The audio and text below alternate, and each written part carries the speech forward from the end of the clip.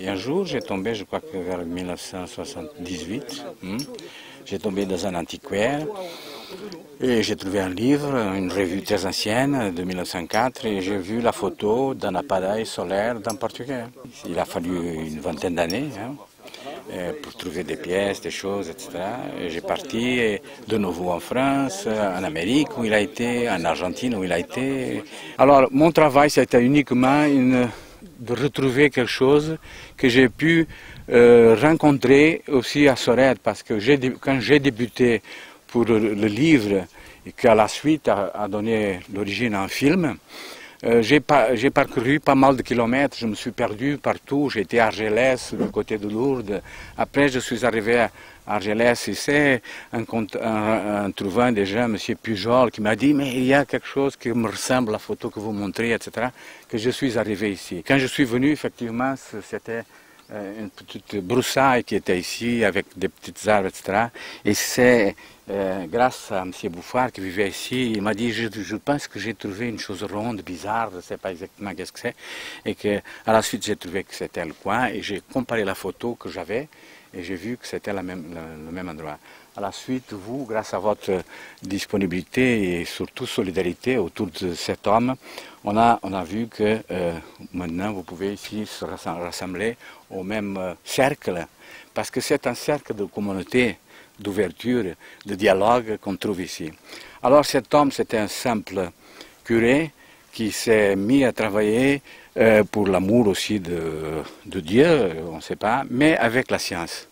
C'est le côté véritablement très intéressant d'un homme de la religion qui a trouvé dans la recherche scientifique le moyen d'affirmer, si vous voulez, le spirituel dans le monde. Et aussi le spirituel, surtout axé sur l'amitié.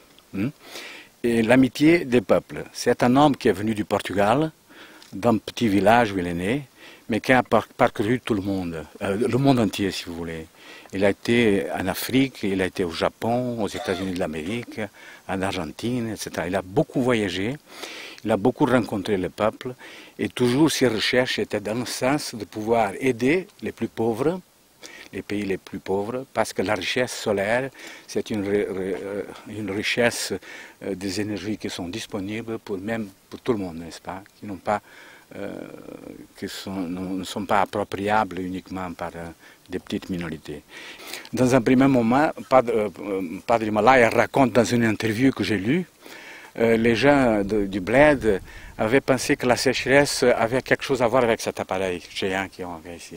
Alors ils pensaient que cet appareil avait des inconvénients, qu'il y avait des changements climatiques. Et il y a un groupe qui est venu ici avec un petit peu menaçant, si vous voulez, voulait détruire l'appareil, etc. Voulait détruire cette chose scientifique bizarre qui était quelque chose de diabolique, n'est-ce pas? Il a résisté à ces menaces et au contraire, il a dialogué et tout à fait à la suite, il a démontré que l'appareil n'était pas le responsable de la sécheresse parce qu'autour quand même il y avait le verre, il y avait les plantes, etc.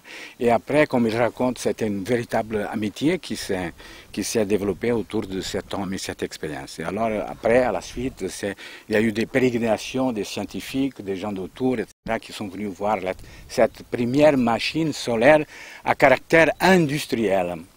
Il faut vous dire que ce curé a étudié en France. Il a été au Collège de France, il a été au Arts et Métiers, ici avec des professeurs français, parce que l'énergie solaire était déjà étudiée à l'époque. Il y avait un savant très connu qui était Berthelot, qui a été son professeur.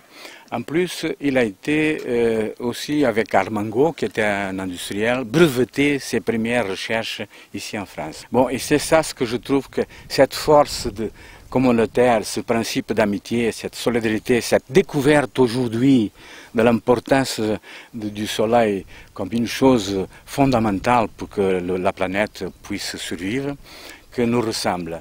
Et je crois que cette solidarité, cet amour pour la science, mais aussi pour le respect des lieux, du paysage, de la nature, c'est à mon avis le grand message, le message actuel.